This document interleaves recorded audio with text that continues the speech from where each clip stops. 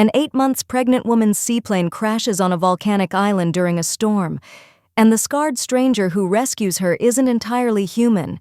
She's running from a dangerous ex. He's hiding something darker. By nightfall, she'll discover that some monsters are more trustworthy than the men who claim to love you. The engine dies first. Emma hears it, the sudden silence beneath the storm's roar, the pilot's cursing, the way his hands jerk across the controls. Then the ocean is rushing up through the windshield. Impact. The seaplane hits water like concrete. Metal screams, the windshield spiderwebs. Water explodes through every crack, every seal, flooding the cabin in seconds. Emma's seatbelt locks across her chest, across her belly. 8 months pregnant and sinking into the Pacific, her fingers claw at the buckle. The water's at her shoulders, her chin. She looks at the pilot. His head lolls forward. Blood streams from his temple into the rising water. Dead. She's alone. The buckle releases. Emma kicks free of her seat, lungs screaming. The cabin is sideways now, sinking. She can't find the door. Her hand hits glass, then metal, then nothing, an opening. She pulls herself through, breaks the surface. The storm swallows her gasp. Rain hammers down. Waves taller than buildings roll toward her. But there, through the chaos, black sand, shore. Emma swims. Every stroke is agony. Her dress tangles around her legs. The baby's weight drags her down. A wave crashes over her head and she goes under, choking on salt water, kicking blindly until she finds air again. Her feet touch sand. She crawls up the beach. Away from the water that wants to drag her back, collapses face first onto volcanic rock that cuts her palms. The baby kicks, strong, angry, alive. Emma laughs. It comes out as a sob. She rolls onto her back. Rain batters her face. Lightning cracks the sky open. The seaplane is gone. The pilot is gone.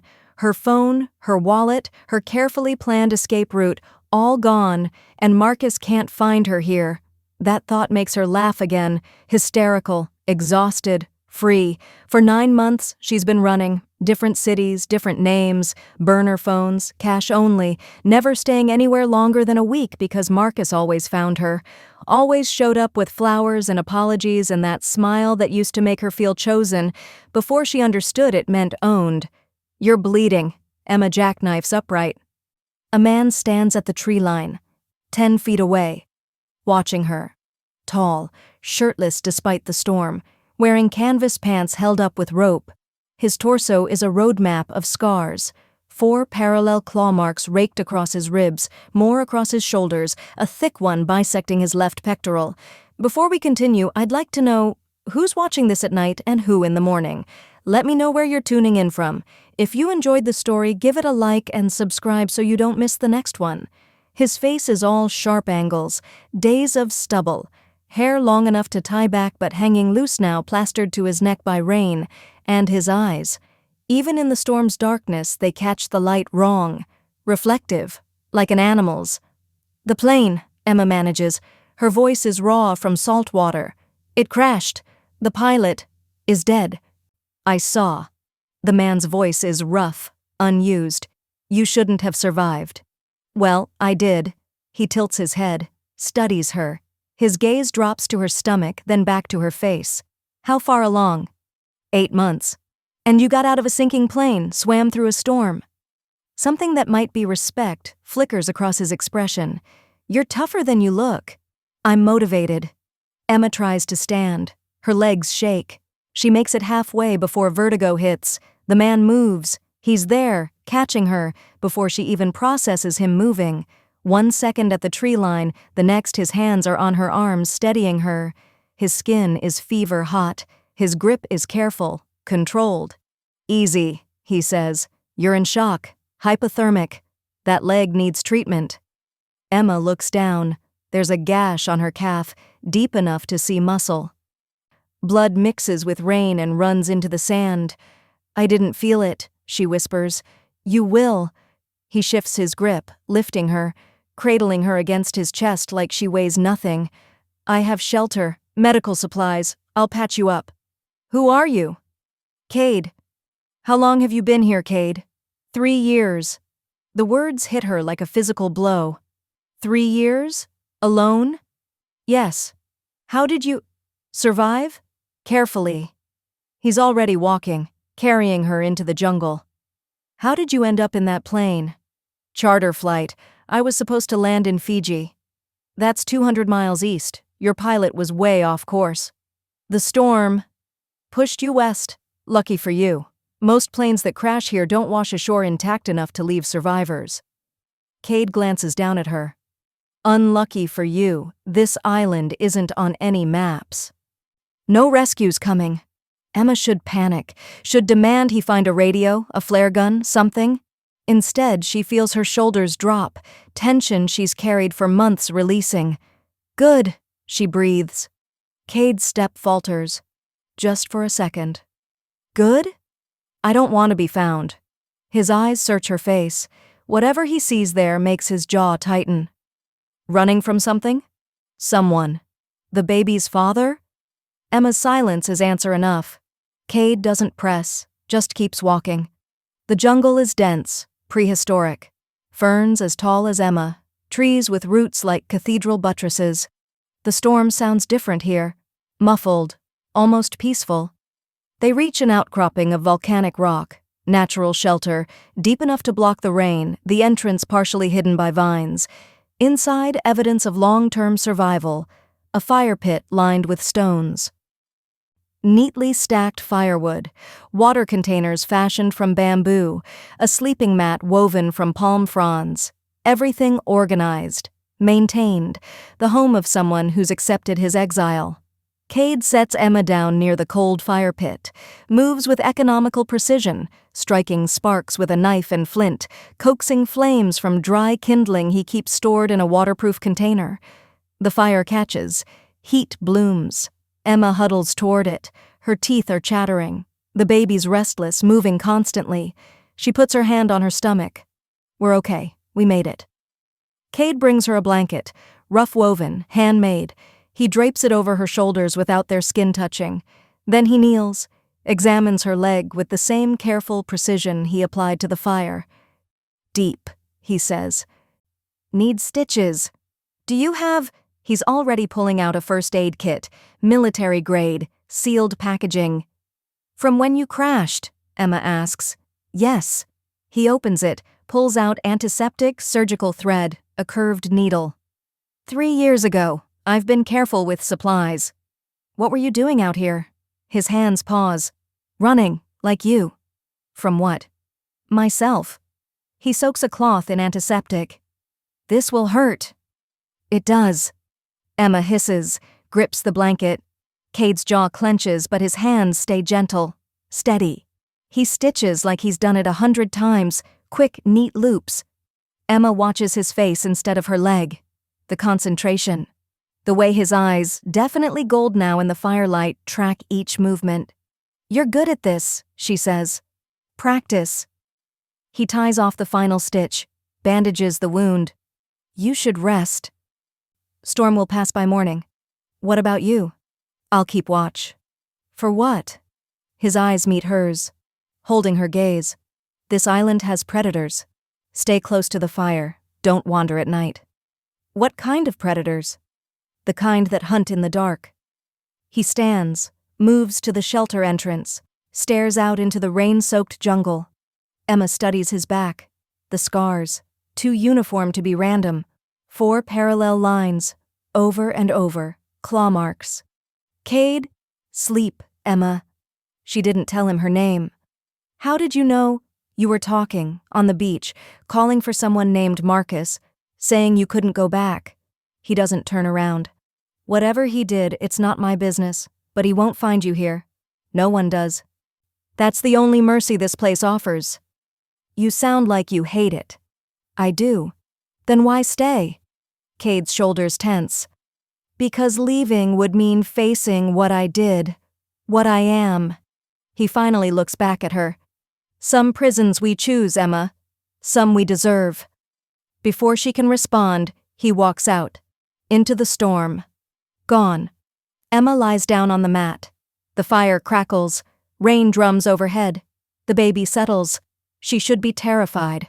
stranded with a stranger who has claw scars and golden eyes and won't explain what he's running from. But Marcus is an ocean away, can't track her phone, can't isolate her from friends, can't smile that dangerous smile and say, "I'm doing this because I love you," while tightening the leash. Emma closes her eyes. Sleep takes her under. The howling wakes her. Not wolf howling, wrong, deeper, guttural. The sound rattles in her chest like a physical thing. Emma sits up. The fire's embers now. Kade's gone. Another howl. Closer. The jungle erupts with noise, branches breaking, something large crashing through undergrowth. Emma struggles to her feet. Her leg screams. She ignores it. Movement. At the edge of the clearing, eyes catching firelight, golden eyes, watching her. Not animal intelligence. Something more. Something that sees her pregnant belly, her vulnerability, and calculates. Emma backs toward the fire, grabs a smoldering branch. The eyes move, circling. Other eyes join them. 3, 5, a pack. "Kade!" Her voice cracks. "Kade!" A roar answers. Different from the howling, massive. It shakes the trees, the circling eyes scatter. Something explodes from the jungle, huge, silver-furred. Moving on 4 legs but too large to be natural. A wolf, but wrong, too big, too intelligent. It plants itself between Emma and the darkness. Hackles raised, teeth bared at threats only it can see. Then it turns its head, looks at Emma with golden eyes she recognizes. Kade. The branch falls from her hand. The wolf, Kade, watches her, waiting, every muscle coiled, ready to run or fight depending on her reaction. Emma should scream, should run, should do anything except take a step forward. She steps forward. The wolf's ears flatten, uncertain. Emma extends her hand, slowly, palm up, the way you'd approach any frightened animal. "It's okay," she whispers. "I'm not afraid." The wolf makes a sound, pained, almost like a whimper. Then it turns, runs, back into the jungle, gone. Emma stands alone by dead embers, pregnant, injured. Stranded on an island with a man who becomes a monster, and the only thing she feels is relief, because Marcus was the monster who looked human. Kade just saved her life. Chapter 2. The Truth He Hides. Emma wakes to contractions that could be labor or could be false alarm, but when Kade carries her to his hidden cave, she discovers photographs of a dead woman and a man drowning in guilt. Then his eyes flash gold, his fingers become claws, and Emma has to choose, run from the monster or trust that some transformations are exactly what they appear to be. The pain wakes Emma before dawn, sharp, cramping, low in her belly and radiating down her thighs. She gasps, sits up on the woven mat, puts her hand on her stomach. The baby's not moving. Another contraction, harder. Emma doubles over. "No," she whispers. "Not yet. It's too early." 8 months, 32 weeks. Babies can survive at 32 weeks, but not here. Not on an island with no hospital, no incubator, no help. "Kade!" Her voice cracks. "Kade!" He's there in seconds, materializing from the jungle like he was already close, already watching. "What's wrong?" He drops to his knees beside her. "Contractions, I think." Another one hits. Emma cries out. Kade's face goes white. "How far apart?" "I don't know. Minutes. Maybe less." "Okay." His voice is steady, but his hands shake as he helps her lie back. "Breathe. Count with me. In for 4. Hold for 4. Out for 4. Emma tries. The contraction peaks. She grips his arm hard enough to leave marks. When it passes, she's gasping. "It's too early. The baby might be fine. Might just be false labor." Braxton Hicks. Stress contractions. Kade's checking her pulse, her pupils. "But we need to move you somewhere safer. More comfortable." "Where?" "I have a place, a real shelter." He's already lifting her, careful of her stomach. "Hold on." He carries her into the jungle, deeper than yesterday. The path is barely visible, deliberately hidden. Kade moves like he knows every root, every branch. His body shields her from hanging vines. They reach a cliff face, volcanic rock covered in moss. Kade shifts Emma's weight, pulls aside a curtain of vegetation. Behind it, a cave entrance. Natural. But the inside isn't. He carries her through and Emma's breath catches. It's a home. The cave extends back 30 feet, high ceiling, dry.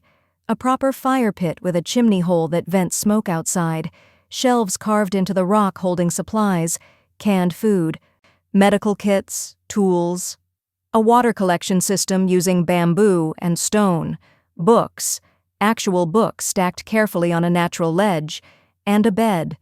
A real bed frame built from driftwood and palmwood with a mattress that looks salvaged from a boat. But what stops Emma's breath is the photograph, tacked to the wall beside the bed. A woman, dark hair, beautiful smile, standing beside a younger Kade, cleaner, happier, whole. Kade sets Emma on the bed. The mattress is surprisingly comfortable. He arranges pillows behind her back without meeting her eyes. Another contraction. Emma grabs his hand. He holds it, counts her breathing, doesn't let go until it passes. "Who is she?" Emma asks when she can speak again. Kade's jaw clenches. He looks at the photograph. "Someone I failed to protect." "What was her name?" "Sarah." His voice is flat. "Dead. My mate. 3 years ago." Emma's chest tightens. "What happened?" "I killed her." He says it simply, like stating a fact. "Not directly, but I might as well have." "Kade." Territorial fight. Another pack challenged ours over hunting grounds. I lost control, full shift, couldn't think, couldn't stop. He pulls his hand from Emma's, stands, paces to the cave entrance. "Sarah tried to pull me back, got caught in the crossfire. My claws, my fault." The guilt in his voice is suffocating.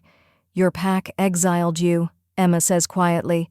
"Exiled implies they wanted me gone. I left before they could execute me, took the first boat I could steal, ended up here when the engine failed." He turns, looks at her. "I swore I'd never shift again, never lose control, never hurt anyone else." Another contraction, worse than before. Emma cries out. Kade's across the cave in a heartbeat. "Breathe, Emma, breathe." She tries, grips the mattress. The pain is a vice around her stomach, and Kade's eyes flash gold. "No," he mutters, "not now. Control it." But Emma sees his hands, the fingers elongating, nails sharpening into claws. "Kade," she gasps. "What's happening?" "Your fear, your pain, I can feel it." His voice is strained, desperate. "It's triggering the shift, I can't—" His spine arches, bones crack. Emma screams. Kade stumbles backward. "Get out! Emma, get out! I can't— Run!" He crashes through the cave entrance, into the jungle. Emma hears it, the sound of bones breaking, reforming, a roar that shakes leaves from trees, then silence. The contraction passes. Emma lies there gasping, her hands on her stomach. The baby kicks. Once. Strong. Not labor. False alarm, just like Kade said. But Kade is gone. Emma should stay in the cave, should wait for him to come back, should do anything except what she does. She gets up. Her leg throbs. The stitches pull. She ignores it. Emma limps to the entrance, looks out into the jungle, listens. There, breathing, heavy. About 50 yards north, she follows the sound. The jungle is dense. Every step is agony. But Emma pushes through ferns taller than her head, around trees with roots like walls. She finds him in a clearing. The wolf, silver-furred, massive, lying on his side, flanks heaving. He sees her, scrambles to his feet, backs away, ears flat, eyes wide, afraid of her reaction. Emma stops, stands at the edge of the clearing, lets him see her. "I'm not running," she says. The wolf's ears flick forward, confused. "You shifted because you felt my fear, my pain. You were trying to protect me, and it triggered something you can't control." Emma takes a step forward. "Sarah died because you lost control in a fight. So you punished yourself. 3 years alone, refusing to shift, refusing to be what you are." The wolf makes a sound. Low. Pained. But you're still here, Kade. You saved me last night. You helped me today. You're not the monster you think you are. Another step. The wolf doesn't move. Emma's close enough now to touch him. She extends her hand, palm up, steady despite the trembling in her legs. I spent 2 years with a man who looked human and acted like a monster. He controlled everything, what I wore, where I went, who I talked to. He said it was love, protection. Her voice hardens. But you? You're more human than he ever was. The wolf's eyes meet hers. Golden, intelligent, desperate. Emma's fingers touch silver fur, soft, warm. The wolf shudders. Then the shift begins. Emma watches. Can't look away. Bones reshape. Fur recedes. In seconds, Kade's kneeling in front of her. Naked, vulnerable, head bowed. I could have hurt you, he whispers. When I shift, I'm not always in control. But you didn't hurt me. You ran. Emma touches his shoulder. That's control, Kade. He looks up. His eyes are wet. Why aren't you afraid? Because I know what real monsters look like, and they don't have golden eyes and live alone on islands punishing themselves for accidents. She helps him stand. Come on, we should get back. I need rest. You need clothes? A ghost of a smile crosses his face. That would help. They walk back together. Slowly. Emma's leg is bleeding through the bandage again. Kade keeps glancing at her like he expects her to bolt. She doesn't. Back in the cave, Kade pulls on canvas pants he keeps folded on a shelf, tends the fire. His movements are careful, controlled, like he's afraid of startling her. Emma sits on the bed, watches him. How long have you been able to shift? Since I was 16, it's genetic. My whole family could do it. And Sarah? Human. She knew what I was, accepted it. His voice goes rough. I thought I could protect her. Keep her safe. I was wrong. You can't protect everyone from everything. I should have protected her. He stokes the fire harder than necessary. That's what mates do. Emma's hand drifts to her stomach. Is that what you think? That you failed because she died? I know I did. No. Emma's voice is firm. You failed when you decided to stop living, when you exiled yourself here and refused to be what you are. That's not honoring Sarah's memory. That's drowning in guilt. Kade's hands still on the fire poker. Sarah wouldn't want this for you, Emma continues quietly. Would she? A long silence. Then, no. Then maybe it's time to forgive yourself. Kade turns, looks at her, really looks. How are you doing this? Doing what? Making me want to try. The air between them shifts, charges. Emma feels it, awareness, attraction, something deeper she can't name. I should check your leg, Kade says roughly, breaking the moment. It's fine. It's bleeding. He crosses to the bed, kneels, carefully unwraps the bandage. His hands are steady now, gentle. He cleans the wound, replaces the stitches that pulled loose. Emma watches his face, the concentration, the way his jaw clenches when she flinches. You're good at taking care of people, she says. I've had practice taking care of myself. That's not the same thing. Kade finishes the bandage, but he doesn't move away. His hand rests on her calf, warm, steady. Why were you running? He asks quietly. What did he do? Emma's throat tightens. Everything. Slowly. He started with small things, checking my phone, asking where I'd been. I thought it was sweet. Attention. She laughs bitterly. Then it got worse. He controlled my bank account, said I was bad with money, monitored my location, said it was for safety, isolated me from friends, said they were bad influences. Kade's hand tightens on her leg. Not painful. Protective. By the time I got pregnant, I was trapped. He said the baby was his property, that I couldn't leave because I'd be an unfit mother without him. Emma's voice breaks. I believed him. For months, I believed him. What changed? He hit me. The words come out flat. Just once, then apologized. Bought flowers, said it was stress, but I saw it in his eyes. He'd do it again, and next time, maybe to the baby. So you ran. So I ran. Emma looks at Kade. 9 different cities, 12 burner phones. I was flying to Fiji to disappear permanently when the plane crashed. And now you're here, with me? Kade's eyes search hers. Still want to run? Emma should say yes. Should say she needs rescue, civilization, safety. But looking at this man who shifts into a wolf and lives in a cave and carries 3 years of guilt like chains, no, she whispers, I don't. Kade's breath catches. Emma. A sound. Outside. Distant but growing closer. An engine. They both freeze. Kade moves to the entrance, looks up through the canopy. Plane. Search and rescue probably. Looking for your crash. Emma's heart pounds. Rescue. Safety. Everything she should want. She doesn't move. Kade glances back at her. You could signal them. Get off this island. Could I? There's a flare gun in the supply shelf. You'd have to get to the beach, but I'm not going. The words surprise her as much as him. Emma, I'm not going back to a world where Marcus can find me, where I have to keep running, where I'm never safe. She stands, crosses to him. Here, I'm safe. With you, I'm safe. You don't know that. I'm dangerous. So is he. The difference is you run away from your danger. He runs toward it. Emma takes his hand. I choose you, Kade. I choose this. The plane passes overhead. The sound fades. Neither of them signal it.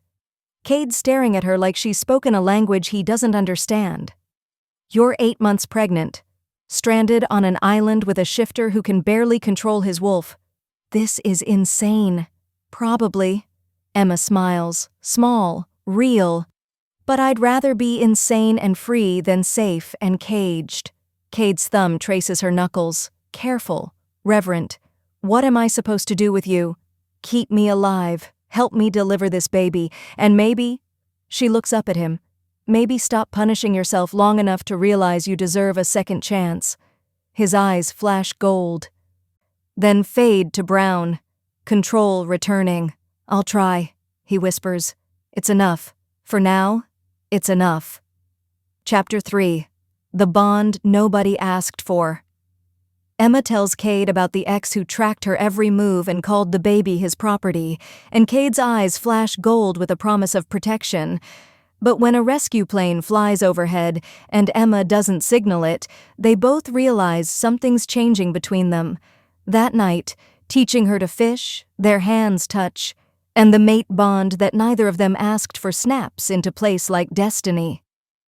3 days pass before Emma brings it up. 3 days of Kade teaching her the island, where to find fresh water, which fruits are safe, how to read the tide patterns. 3 days of her body settling, no more contractions, the baby active and healthy. 3 days of pretending the air between them isn't electric. They're sitting outside the cave at sunset. Kade's sharpening a knife against volcanic rock. Emma's weaving palm fronds the way he showed her, making a basket for collecting fruit. I'm not afraid of you, she says suddenly. Kade's hands still. I know. I'm afraid of what I left behind. He sets down the knife, looks at her. Marcus. Emma nods, keeps weaving. Easier to say it without meeting his eyes. We met at a charity gala. He was charming, successful, said I was the most interesting woman in the room. She laughs bitterly. I thought I was lucky. When did it change?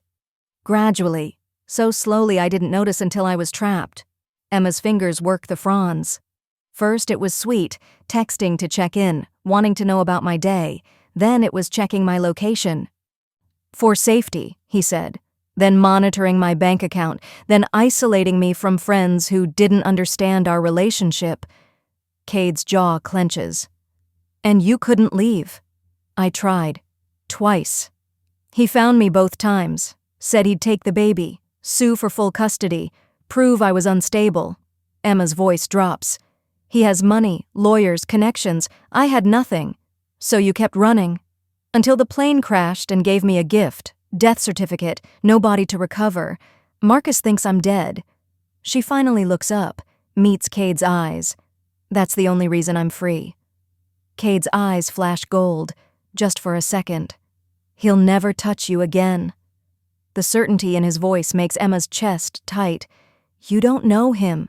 He doesn't know me. Kade leans forward.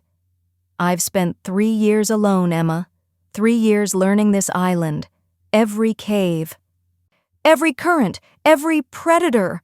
His voice drops. If he comes here, he won't leave. That sounds like a threat. It's a promise.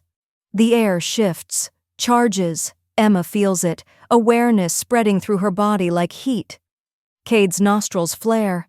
His eyes widen slightly. What? Emma asks. Nothing. He stands abruptly, turns away. We should eat. I'll get fish from the trap. Kade? I can sense emotions. He says it quickly, without looking at her. Shifter thing. Right now I can feel your exhaustion, your determination, your... He cuts himself off. Emma's face burns. My what? Nothing. Forget it. You can feel my attraction. She says it plainly. No point hiding it. Can't you? His shoulders tense.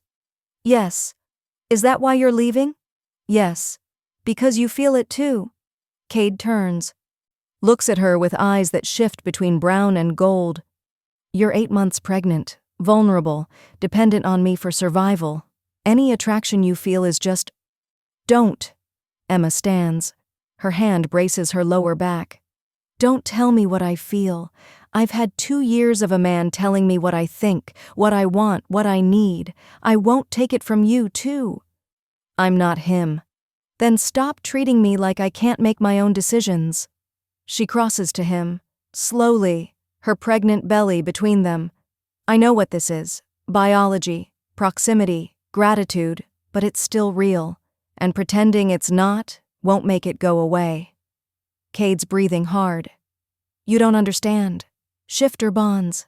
They're not like human attraction. When we connect with someone, really connect, it's permanent. A mate bond. I can't... His voice breaks.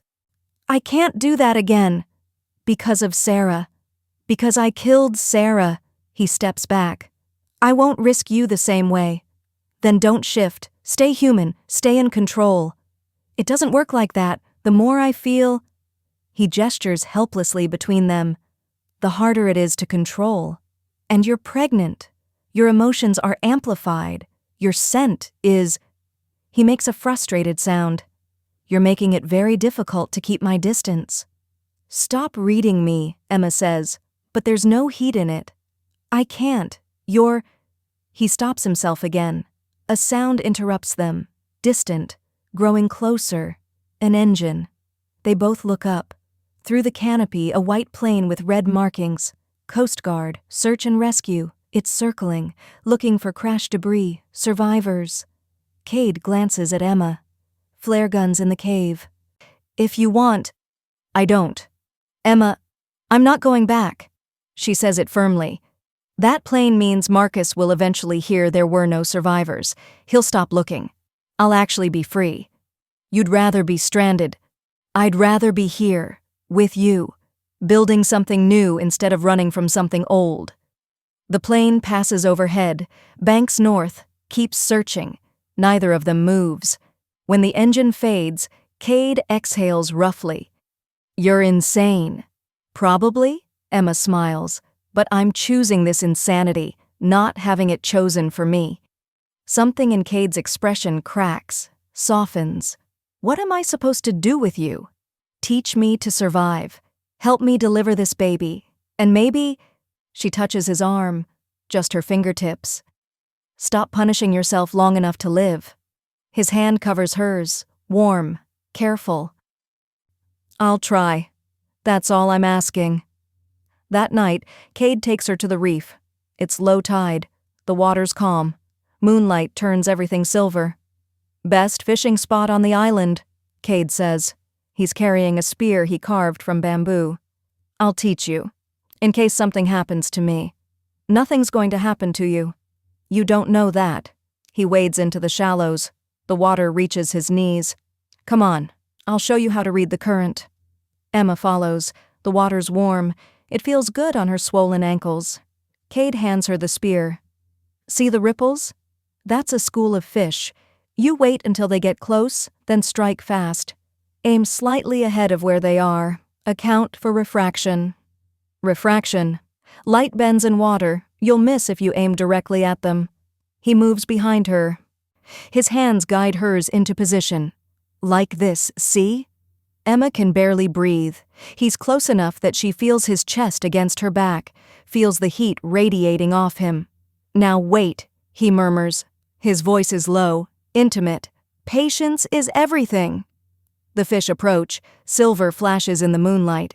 If you're yet to respond to my previous question, I'd like to know who's watching this at night and who in the morning. Let me know where you're tuning in from. If you enjoyed the story, give it a like and subscribe so you don't miss the next one. Now, Kade says. Emma strikes, misses. Again. She tries 3 more times, misses every attempt. I'm terrible at this, she mutters. You're learning. Kade adjusts her grip. His fingers wrap around hers. One more try. The fish circle back. Emma waits, breathes, strikes. The spear connects. A fish thrashes on the end. I got one, she laughs. Actually laughs. I got one. Kade grins, full, real. The first genuine smile she's seen from him. You did. Good. Their eyes meet. Hold. The moment stretches. Electric. Inevitable. Then the baby kicks. Hard. Emma gasps. Her hand flies to her stomach. What's wrong? Kade's immediately there, hands hovering. Is it? No, she's just... Another kick. Really active tonight. She? I don't know. I just think she is. Emma takes his hand, places it on her belly where the baby's moving. Feel that? Kade goes still. His palm spreads across her stomach. The baby kicks again, right under his hand. Something happens.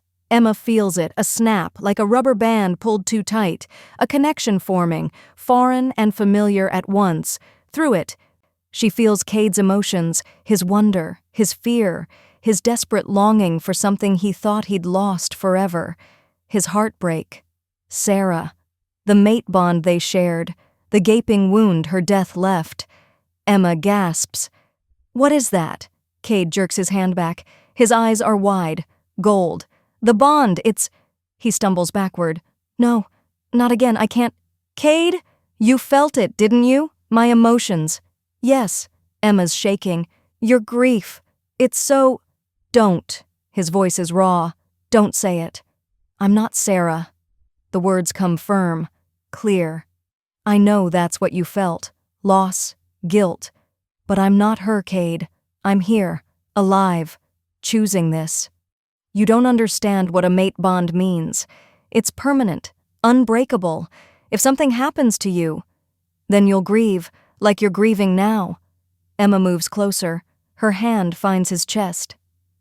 His heart pounds under her palm. But at least you'll have lived first. I can't lose someone again. You already lost her. The question is whether you'll stay lost too. Kade's breathing hard. His hand covers hers, holding it against his heart. The bond is forming whether we want it or not, Emma says quietly. I felt your heart break. You felt my baby kick. We're connected now, Kade. We can fight it or we can... A sound cuts her off. A boat engine. Close. Getting closer. They both freeze. Could be fishermen, Kade says, but his voice is tense. Or someone looking for me. Emma's stomach drops. Marcus. The crash site's on the other side of the island. No one should be coming to this beach. Kade's already moving, pulling her out of the water. Get to the cave, now. What about you? I'll see who it is. If it's nothing, I'll come back. And if it's not nothing? Kade's eyes flash gold. Then I'll handle it. Emma opens her mouth to argue. The look on his face stops her. She heads for the cave, limping, her legs still healing. Every step feels like forever. Behind her, she hears the boat engine cut. Voices, men's voices. Then Kade's voice, low, warning, and another voice that makes Emma's blood run cold. Where is she? I know she's here. I can feel it. Marcus. Emma's knees buckle. She catches herself against a tree. He found her. After everything, the crash, the island, the death certificate, he still found her. Through the trees, she hears Kade's response, deadly calm. "You're trespassing." Marcus laughs. The sound carries across the water. "On a deserted island? I don't think that's how it works, friend. Leave. Now. Not without what's mine." Emma's hands fist. Her baby kicks, upset by her racing heart. She should run, hide, let Kade handle it. Instead, she turns around, walks back toward the beach, toward the confrontation, toward Marcus, because she's done running. Chapter 4. The Ex Who Won't Let Go. Marcus arrives on the island with a gun and a fisherman he bribed to search every beach in the chain. He's not here for rescue, he's here to reclaim his property. Emma thought the crash would free her, but some men don't let go. They hunt, and when Kade steps between them, Marcus pulls the trigger. Emma emerges from the tree line just as Marcus steps onto the beach. He's wearing white linen, expensive sunglasses, like he's on vacation, not hunting down the woman who faked her death to escape him. Behind him, a weathered fisherman ties off the boat. He won't meet anyone's eyes. "Emma!" Marcus's voice carries across the black sand, warm, relieved, exactly the tone he used to use when she came home 5 minutes late. "Baby, I've been so worried." The endearment makes her skin crawl. Kade stands between her and Marcus. His body language is pure threat, shoulders back, hands loose at his sides, ready, and that sound, a low rumble in his chest, not quite human. A growl. Marcus stops, takes off his sunglasses, looks at Kade properly for the first time. "Who the hell is this?" His voice shifts, colder, assessing. Emma steps forward. Her legs shake, but she forces them steady. "Someone helping me." "Helping you?" Marcus's laugh is sharp. "Sweetheart, you crashed. You've been lost for a week." "I've been searching every island in this god-forsaken chain." He spreads his arms. Reasonable, concerned. "I'm here to bring you home." "I don't have a home with you." The smile doesn't waver. "The baby's mine. You're mine. We're going home." She said no. Kade's voice is flat. Final. Marcus looks him up and down, takes in the scars, the canvas pants held up with rope, the bare feet. "And you are?" "Someone who doesn't let men take women by force." "By force?" Marcus laughs again, looks at Emma. "Baby, tell him. Tell him I'm your partner, the father of your child." Emma's hands fist. "You're not the father." Silence. Marcus's smile freezes. "What did you say?" "The baby isn't yours. It never was." Emma lifts her chin. "His name was Jax, a rogue shifter. I loved him. He died before I could tell him about the baby." It's the first time she said it aloud. The truth she's been hiding for 9 months. Marcus's face goes white, then red. "You cheated on me. With some animal. I left you. Then I met him. There's a difference." "You lying bitch." The words come out cold, precise. "I spent 2 years building you into something worthwhile, fixing you, and you spread your legs for a mutt the second I turned my back?" Kade moves, fast. He's in front of Emma so quickly she doesn't see the transition. "Choose your next words carefully." Marcus's hand goes to his waistband, pulls out a gun, points it at Kade's chest. "Step aside, this is between me and my girlfriend." "Ex-girlfriend," Emma says. Her voice shakes but doesn't break. "I'm not going with you, Marcus." "Yes, you are." He cocks the gun. "Because that baby, whoever's bastard it is registered under my name on your medical records. Every doctor, every hospital thinks I'm the father. You try to leave, I'll sue for custody. Prove you're unstable, unfit." The smile returns. Terrible. "I'll take the baby, Emma, and you'll never see it again." Emma's knees weaken. He could do it. He has lawyers, money, connections. "She's not going anywhere," Kade says quietly. Marcus shifts his aim, points the gun at Emma's stomach. "Want to bet?" Kade goes perfectly still. You'd shoot a pregnant woman. I'd shoot to wound, convince her she needs medical attention, that she's unsafe here with a stranger. Marcus's voice is reasonable, calm, like he's explaining basic math. Emma's always been prone to accidents, haven't you, baby? Emma's chest tightens. She remembers. The bruises, he said, came from her clumsiness. The sprained wrist he claimed she got from opening a jar wrong. All lies, all control. The gun's a nice touch, she says. Her voice sounds distant, disconnected, very civilized. I'm doing this because I love you. You don't love me, you love controlling me.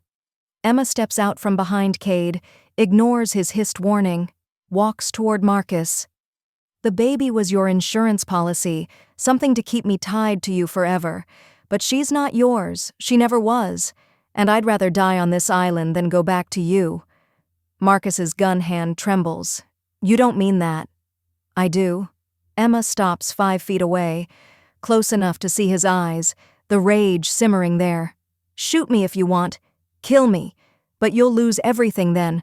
The control, the leverage, the satisfaction of owning something you built. Emma! Kade's voice is strained, warning, but Emma sees it. The moment Marcus realizes she's right, his finger loosens on the trigger. Shoot him, Emma says, nodding at Kade, and you'll never see me or this baby again.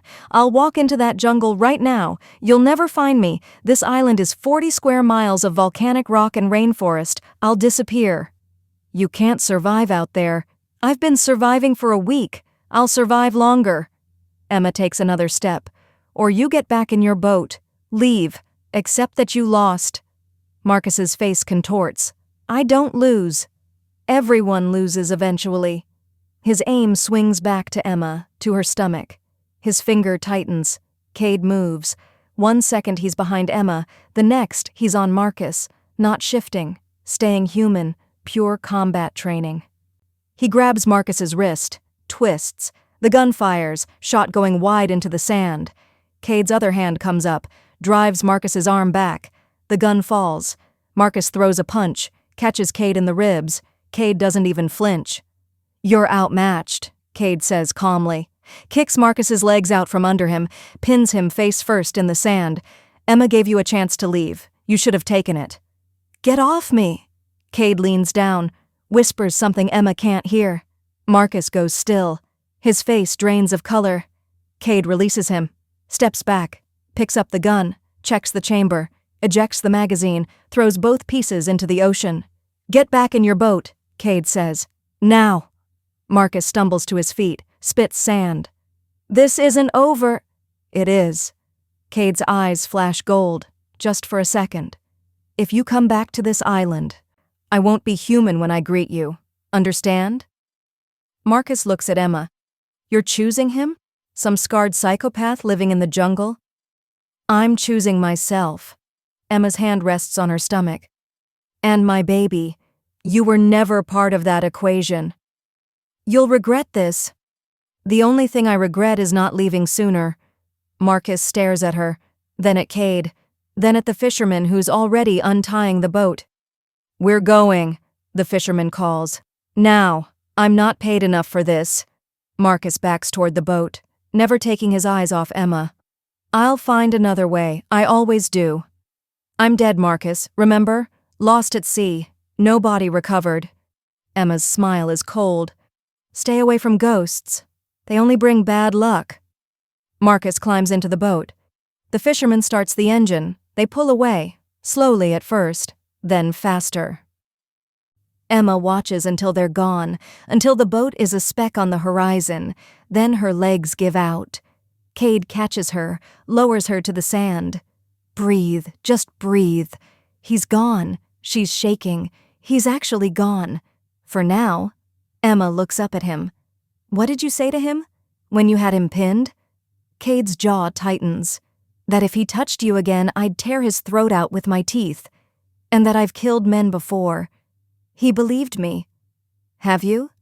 Yes? No hesitation. No shame. The territorial fight, the one that killed Sarah. I killed 3 wolves that night, protecting my pack. His eyes meet hers. "I'll do it again if I have to." Emma should be horrified, should recoil from this man who just threatened murder so calmly. Instead, she feels safe. "He'll come back," she says quietly. "I know. He won't bring a fisherman next time. He'll bring men with guns. Real ones. I know that too." Kade helps her stand. "We need to prepare. Move supplies. Have contingency plans. Or," Emma's voice is small, "or we signal the next plane, leave, find somewhere he can't track us." Kade looks at her, really looks. "Is that what you want?" Emma thinks about it. Civilization, doctors, safety, Marcus's lawyers, his connections, his reach. "No," she whispers. "Here, at least, the playing field is even. Out there, he wins. Here, we both have to survive him." Kade starts walking toward the jungle. Emma follows. "And I'm not sure I can protect you without—" He stops. His whole body tenses. "Without what?" Emma asks. "Without shifting, without using everything I am." He turns. "If he comes back, Emma, I won't be able to hold back. You'll see what I really am. What I can do. I've already seen you shift. You've seen me change. You haven't seen me hunt." His eyes are tortured. "I'm not sure you want to." Emma takes his hand. "If it keeps us alive, I'll watch whatever I have to watch." "You say that now." "Marcus just pointed a gun at my baby. At you. At me." Emma's voice hardens. "Whatever you have to do to stop him, do it. I won't look away." Kade searches her face, looking for doubt. Fear. He finds neither. "Okay," he says finally, "then we prepare for war." They walk back to the cave together. The sun is setting, turning the ocean orange and red. Behind them, somewhere on the horizon, Marcus's boat disappears. But Emma knows the truth. He's not gone. He's planning. And when he comes back, he won't come alone. 2 days pass. Kade teaches Emma to use the spear, to climb the rocks, to hide in the cave systems that honeycomb the island's interior. "If something happens to me," he says, "you go deep, to the lava tubes. There's water, food stores. You could last weeks." "Nothing's going to happen to you, Emma." "I won't consider that possibility." Her hands rest on her stomach. The baby's quieter today, like she knows danger is coming. "You don't get to sacrifice yourself. We're in this together." Kade's expression softens. "You're stubborn." "I prefer determined." He almost smiles, then freezes. His head snaps toward the ocean. "What?" "Boat engine." He's already moving, pulling Emma toward the cave. They're back. It's been 2 days. He planned, recruited, came prepared. Kade shoves supplies into her arms. "Take these. Go to the lava tubes now. I'm not leaving you, Emma." He grabs her shoulders. "He's not coming with a fisherman this time. He's coming to win. And I can't protect you and fight them both." "Both?"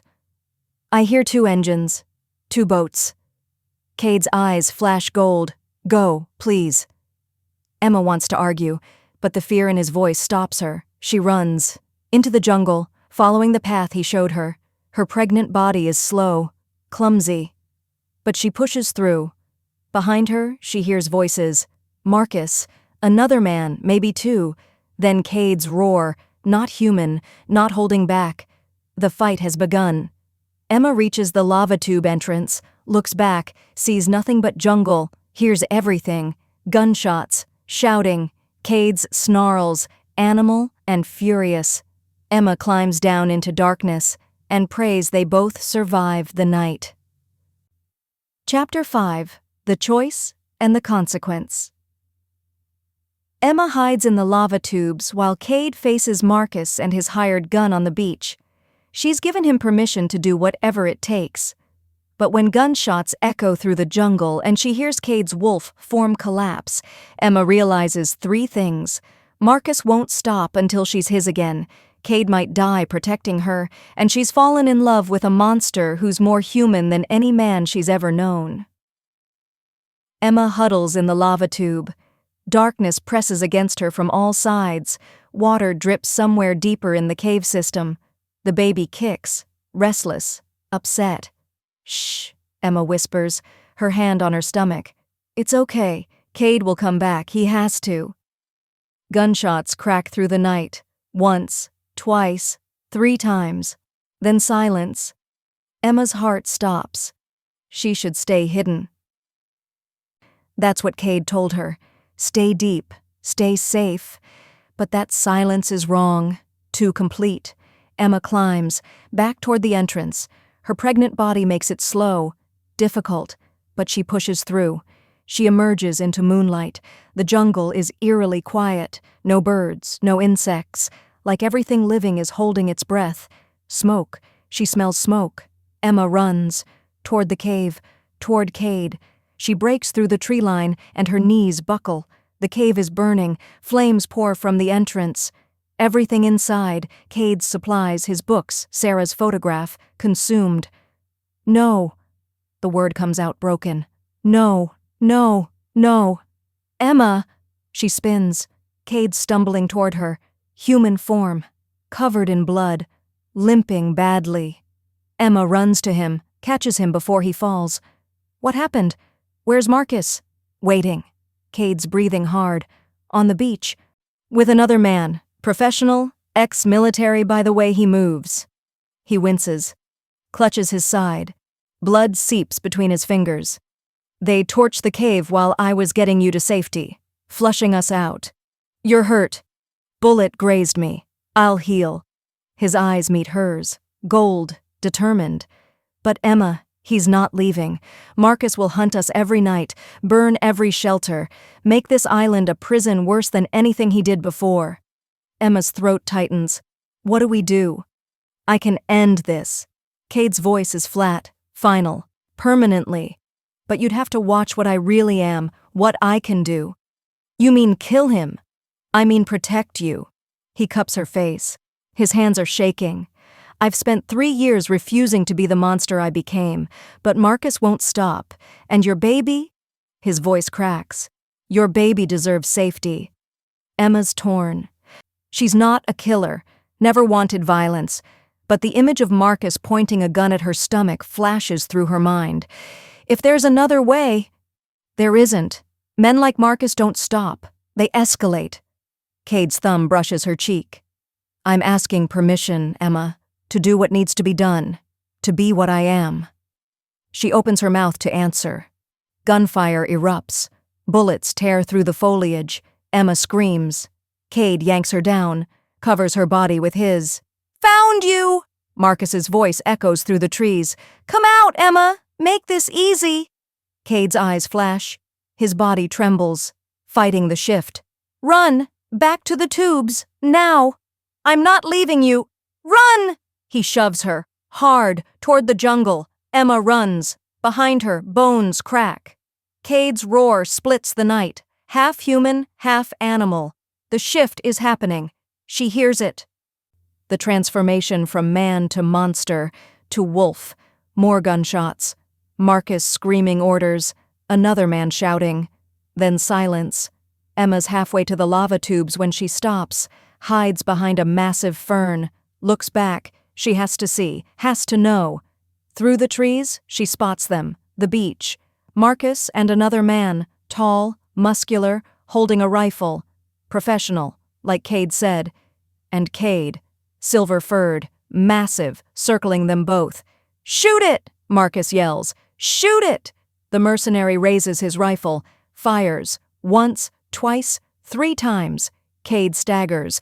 Blood blooms on his fur, but he doesn't fall. "What the hell?" The mercenary fumbles with his gun. "I hit it 3 times. Silver bullets, you idiot!" Marcus grabs the rifle. "I told you to use silver." The mercenary's face goes white. "You said it was a man." "It's a shifter." Marcus aims, fires. This time Kade collapses. His legs buckle. He hits the sand hard. Emma's scream catches in her throat. No, not Kade. Not after everything. Marcus approaches the fallen wolf. Cautious. Gun raised. "Stay down, you freak." Emma's mine. She's always been mine. Kade doesn't move. Blood pools beneath him. Too much blood. Marcus turns, scans the jungle. Emma, I know you're watching. Come out or I put another bullet in your pet. Emma's legs move before her brain catches up. She steps onto the beach. There you are. Marcus smiles, that smile. See? I always win. You shot him. Emma's voice shakes. You killed him. I neutralized a threat. Marcus gestures at Kade's still form. Now come here. We're leaving. I'm not going anywhere with you. Yes, you are. Marcus crosses the sand, grabs her arm, his fingers dig in. You've caused me enough trouble, faked your death, made me look like a fool. That ends now. Emma fights, twists, claws at his face. Marcus backhands her. She tastes blood. Stop fighting, he hisses, drags her toward the boat. You're coming home, the baby will be mine, and you'll never leave again. I'd rather die. That can be arranged. He shoves her. She stumbles, falls to her knees in the sand. The mercenary is already at the boat, engine running, ready to leave. Marcus reaches for Emma, to lift her, to drag her away. Kade rises, blood-soaked, wounded, but healing. The bullet holes closing, slower than normal, but closing. Silver slows us down, Kade growls. His voice is distorted, half human. Doesn't stop us. Marcus spins, raises his gun, empty. He forgot to reload. Kade lunges. The mercenary shoots, misses, shoots again, hits Kade's shoulder. Kade doesn't even slow. He's magnificent, terrifying, pure predator. The mercenary drops his rifle, runs, jumps in the boat. I'm out! This is above my pay grade! The boat roars away, leaving Marcus alone on the beach with a wounded, furious shifter. Wait! Marcus screams. Wait! Kade stalks forward, lips pulled back, teeth bared. Marcus turns to run. Kade is faster. Emma closes her eyes, hears Marcus's scream, cut short, then dragging sounds. Into the jungle, away from the beach. Silence. Emma kneels in the sand, shaking, her hands on her stomach, the baby's moving, frantic kicks. It's over, she whispers. It's over. But she doesn't know if she's talking to the baby or herself.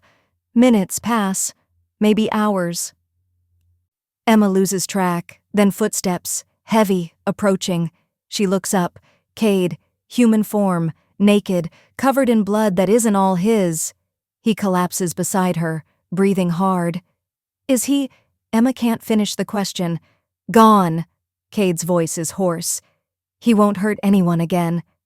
Emma doesn't ask what that means, doesn't need to. She throws her arms around him, holds him. This man who just killed for her. This monster who's more human than Marcus ever was. I love you, she whispers into his blood-soaked shoulder. I love you. I'm sorry. I should have said it before. I should have... Kade pulls back, stares at her. What? I love you. Tears stream down her face. You're a shifter, a killer, broken and guilty and living in exile. And I love you.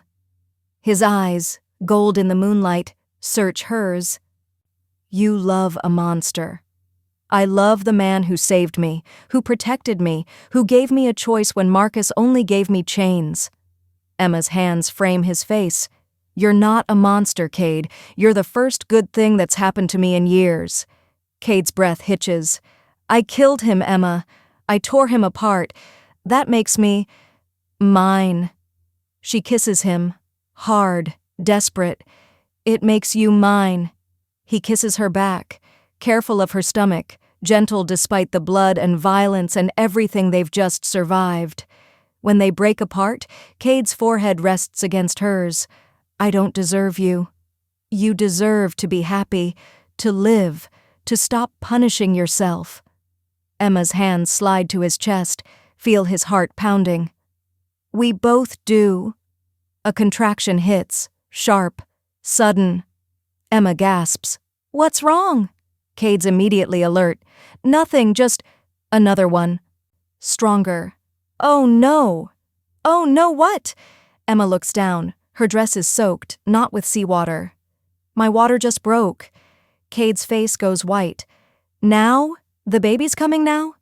Apparently she has terrible timing. Emma tries to laugh. It comes out as a groan. Like mother, like daughter. We need... Kade looks around wildly. The cave is destroyed, the supplies burned. We need shelter, clean water, something to... Kade. Emma grabs his hand. Breathe. You've done this before, right? Delivered a baby? No, never. He's starting to panic. I don't know what to do. What if something goes wrong? What if... Then we handle it. Together. Another contraction. Emma doubles over. But we need to move. Now. Kade lifts her, carries her away from the beach, away from Marcus's blood soaking into the sand, to a clearing, soft moss. Moonlight streaming through the canopy. He lays her down, gentle, then strips off his canvas pants, tears them into strips, makeshift blankets.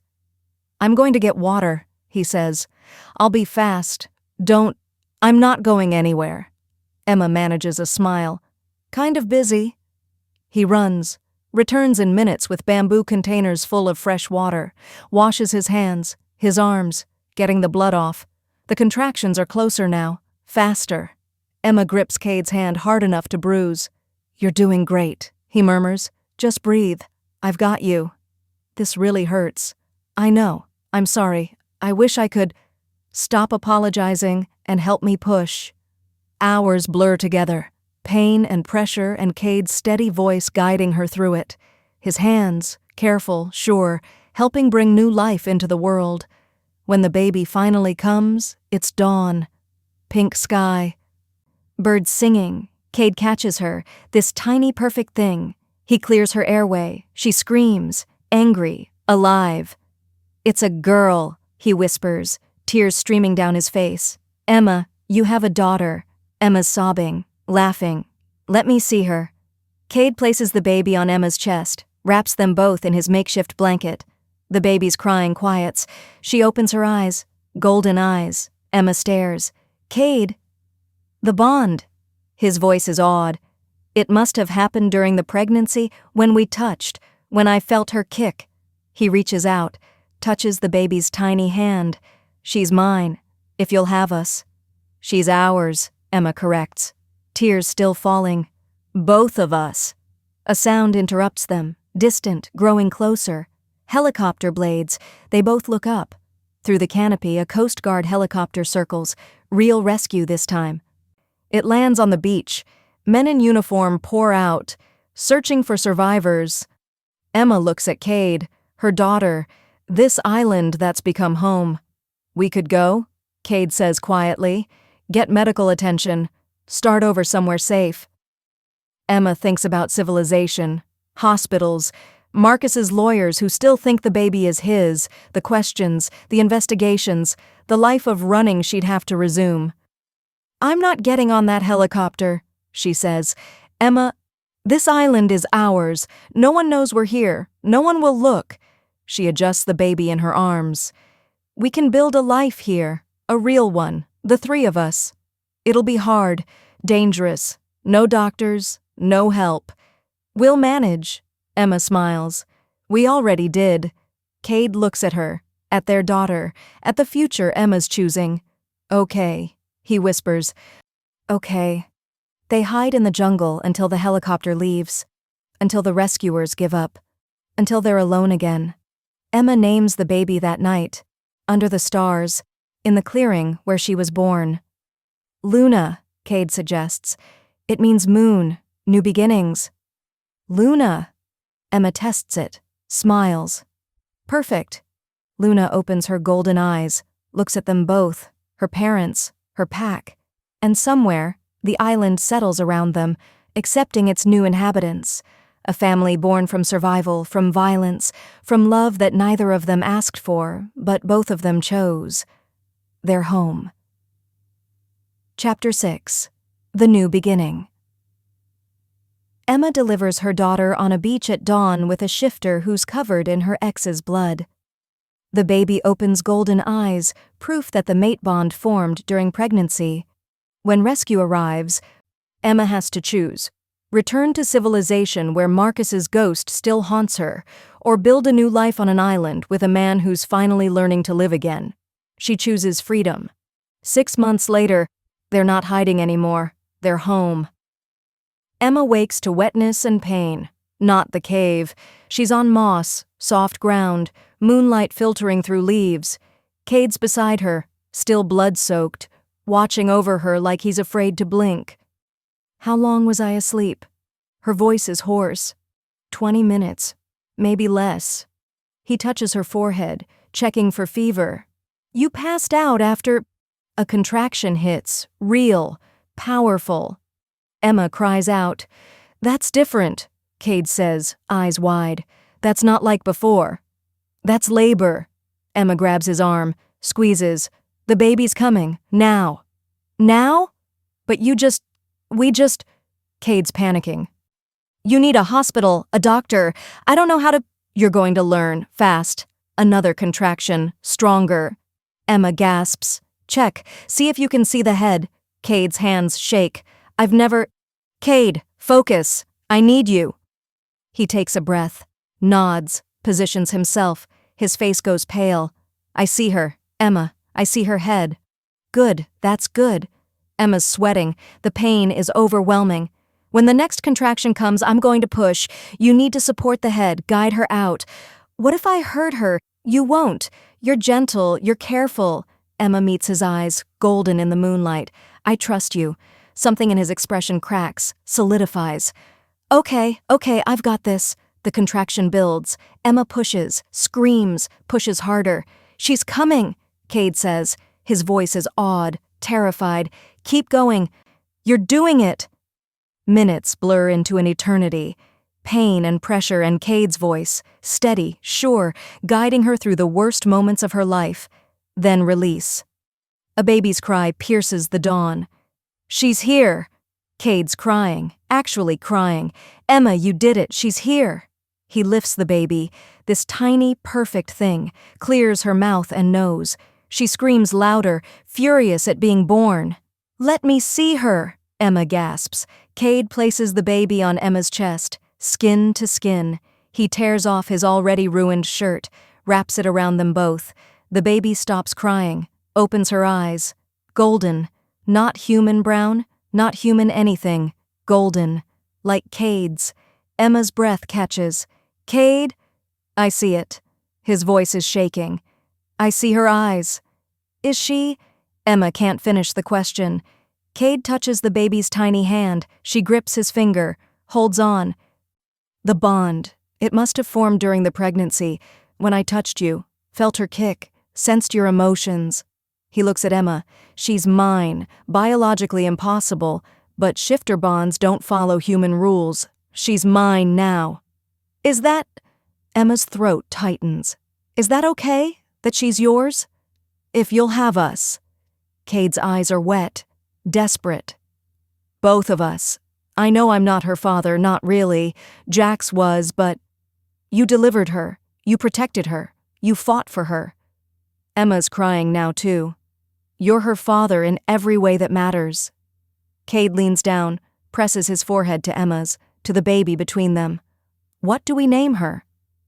Emma looks at this child, born on a beach at dawn, born from violence and survival and love that defied logic. Luna, she whispers. After the moon, new beginnings. Kade smiles, real, full. Luna. It's perfect. Luna yawns, closes her golden eyes, sleeps against Emma's chest. They sit there, the three of them, as the sun rises over the ocean, as the island wakes around them. Emma's exhausted, sore, still bleeding, but alive, free. We need to move, Kade says quietly. Get you somewhere more comfortable. I can build a shelter. Find supplies. A sound interrupts him, distant, growing closer. Helicopter blades. They both freeze. Rescue, Emma breathes. The helicopter appears over the trees. Coast Guard markings. It circles the island, looking for survivors from the seaplane crash weeks ago. It lands on the beach, 200 yards away. Men pour out, shouting orders, beginning a search. They'll find us, Kade says. Eventually, They'll see the burned cave, the blood. They'll search the whole island. Emma looks at Luna. At Kade. At the helicopter that represents everything she left behind. Civilization, hospitals, safety, and Marcus's lawyers. His death to explain, his connections that would demand answers. The questions about her pregnancy, her survival, her story, the life of running she'd have to resume. Different city, different name, always looking over her shoulder. "I'm not getting on that helicopter," she says. Kade stares at her. "Emma, no one knows we're here. Marcus's mercenary ran. The fisherman won't talk. He was complicit in everything. As far as the world knows, I died in that crash." She adjusts Luna in her arms. "This island can be home. For all of us. It's hard living here. No doctors, no hospitals. If something goes wrong, we handle it, like we handled everything else." Emma's voice is firm. "I'm not running anymore, Kade. I'm choosing. This island. You, our daughter. A life where no one controls me. Where I'm free." "You're sure?" "I've never been more sure of anything." Kade looks at the helicopter, at the men searching the beach, at Emma and Luna. "Then we hide," he says simply, "until they leave." He lifts Emma, carefully. Luna still against her chest, carries them deeper into the jungle, to a cave system the searchers won't find. They wait, hours. The baby nurses, sleeps, wakes, cries. Emma and Kade take turns soothing her. The helicopter eventually leaves. The searchers give up. The island goes quiet again. "They'll mark it as no survivors," Kade says. "Close the case. We're officially dead." "Good."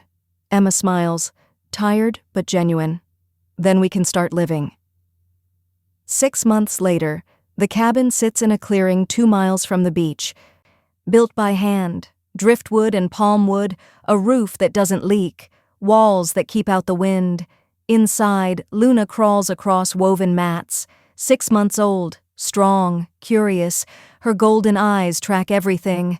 Emma paints at a makeshift easel, watercolors made from island plants, crude but hers. She's painting the view from their porch, ocean and sky and freedom. Kade chops wood outside, his shirt's off, scars on full display.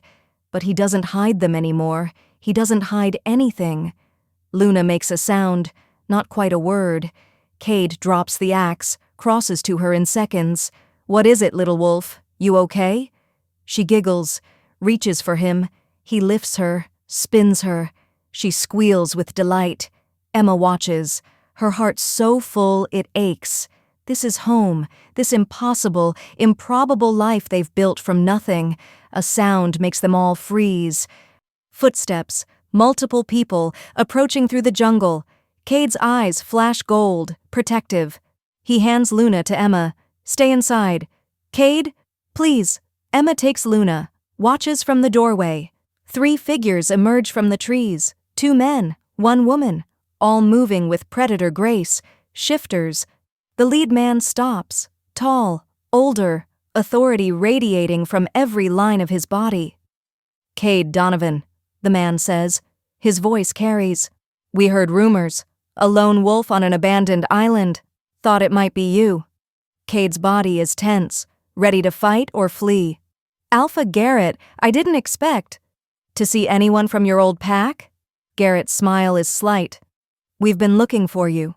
3 years. You disappeared. I exiled myself. You ran from guilt." Garrett steps closer. His eyes, amber, not gold, assess Kade. "Sarah's death wasn't your fault. The territorial challenge was sanctioned, legal. You lost control, yes, but accidents happen in fights." "I killed her?" "The other pack killed her. You were defending territory. She got caught in crossfire." Garrett's voice is firm. "The pack never blamed you, Kade. You blamed yourself." Kade's jaw clenches. "Why are you here?" "Because we heard you found your way back." Garrett looks past Kade, to Emma, to Luna in her arms. "We heard you have a family now." Emma steps forward, Luna on her hip. "He does." Garrett's eyes widen. He sees Luna's golden eyes. "She's mine," Kade says, fierce, protective. "She's mine." A bond, baby, during pregnancy. Garrett's smile grows. That's rare, powerful. He looks at Emma. You're human. I am. And you chose him. Chose this life. Every day, Emma says simply. Garrett nods, slowly, respectfully. The pack has missed you, Kade, your strength, your loyalty. If you wanted to come home, this is home. Kade moves to Emma's side. His hand finds hers. This island, my family. That's all I need. I understand. Garrett glances at Luna again. But when she's older, when she needs to learn about her heritage, about pack bonds and shifting, the offer stands, she'll be welcome. Powerful shifters with bond magic are valued, respected. Emma's grip tightens on Kade's hand. We'll decide that. Together. When she's ready. Of course. Garrett inclines his head. You've built something good here. Don't lose it to old ghosts, Kade. Sarah would want you to be happy. He turns. The other two shifters follow. They disappear into the jungle as silently as they came. Kade stands frozen, staring at where they vanished. You okay? Emma asks quietly. The pack never blamed me. His voice is hollow. 3 years. I thought they exiled me, hated me, but they let me go. Because you needed to heal on your own terms. Emma shifts Luna to her other hip. Are you? Healed? Kade looks at her. At Luna. At the cabin they built. The life they're making. Getting there, he says. Every day I get closer. Luna reaches for him, makes grabby hands. Kade takes her, holds her close. She looks like you, Emma says. Soft, odd. Same eyes, same stubborn chin. She looks like us. Kade kisses Luna's forehead, then Emma's. Our family. Our new beginning. Emma leans into him. This man who found her broken and helped her become whole. This shifter who learned to live again because she refused to let him die. I love you, she whispers. I love you too. Kade's arms wrap around them both, gentle, sure. Both of you, always. Luna babbles, content, safe, loved, on an island that became home, with a family that chose each other, built something new from ashes and survival and love that defied every odd. The sun sets over the ocean, painting the sky orange and pink and gold. Emma doesn't think about Marcus, about the plane crash, about the woman she used to be, controlled, afraid, trapped. She thinks about tomorrow, about teaching Luna to swim, about Kade's laughter, about paintings and sunsets and the freedom to choose her own life. We did it, she says. We actually did it. Kade looks at her, smiles. We did. And in that moment, on that island, with their impossible daughter between them, they're home. Before you go to our playlist to watch another video, let me ask you a question. If you had the chance to make a special story request, how would you like your story to be like in one sentence?